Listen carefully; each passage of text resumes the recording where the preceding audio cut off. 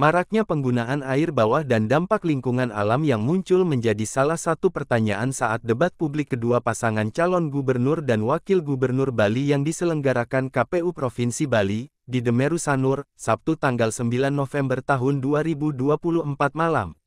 Paslon nomor urut 2, Wayan Koster dan Inyoman Giri Prasta menegaskan akan mengatasi masalah itu dengan pemerataan distribusi air bersih di Bali, terutama untuk sebagian wilayah Kabupaten Karangasem dan Buleleng.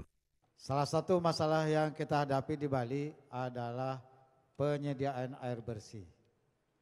Dari sisi sumber mata air dan debit mata air yang ada di Bali, dari hasil riset, sebenarnya melebihi dari kebutuhan yang diperlukan oleh masyarakat Bali maupun juga oleh wisatawan.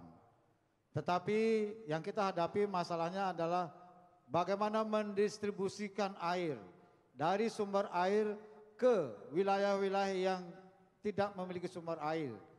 Termasuk juga mendistribusikan air ke hotel, villa maupun juga fasilitas usaha pariwisata lainnya. Dan karena belum terdistribusi secara memadai, maka banyak hotel, restoran mengambil air bawah tanah.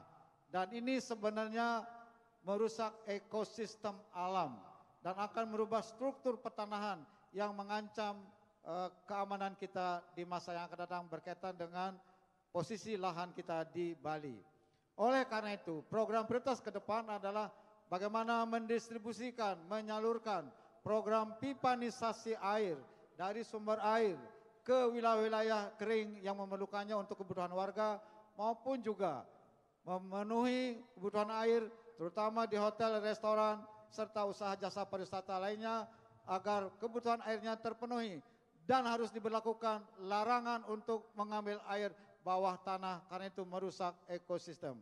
Selain itu juga adalah bagaimana di wilayah-wilayah yang memerlukan kebutuhan air yang banyak dengan hotel restorannya yang banyak, usaha pariwisata yang banyak seperti di Denpasar, Badung dan Gianyar, itu dorong agar pemerintah kabupaten kotanya memberdayakan perusahaan daerah miliknya untuk mengelola air dengan lebih efektif, efisien serta memprioritaskan program untuk pipanisasi dengan APBD yang ada.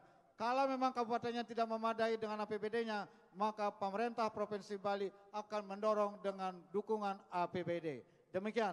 Sementara itu, terkait permasalahan ini paslon nomor urut 1, Made Mulyawan Arya dan Putu Agus Suratnyana menilai strategi yang diperlukan adalah melakukan reboisasi.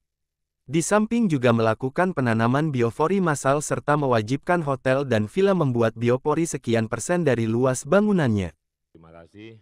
Kondisi Bali saat ini di daerah Karangasem dan di Buleleng masyarakat masih kekurangan air ya. Saya rasa dengan kepemimpinan 5 tahun kita jika serius ingin melakukannya kita bisa Karangasem dan Buleleng bisa mendapatkan air bersih selayaknya.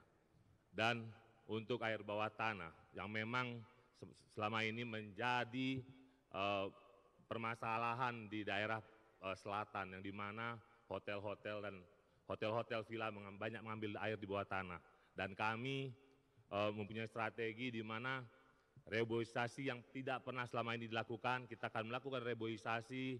Yang kedua penanaman biopori massal yang dilakukan setiap hotel-hotel dan diwajibkan sekian persen dari jumlah bangunannya dan juga kita berikan instruksikan kepada masyarakat untuk menanam biopori massal. Tentunya air laut kita rubah menjadi air tawar yang dimana pembiayaan dilakukan oleh hotel tersebut dan juga pembuatan gorongan atau tempat penampungan air untuk air hujan. Terima kasih.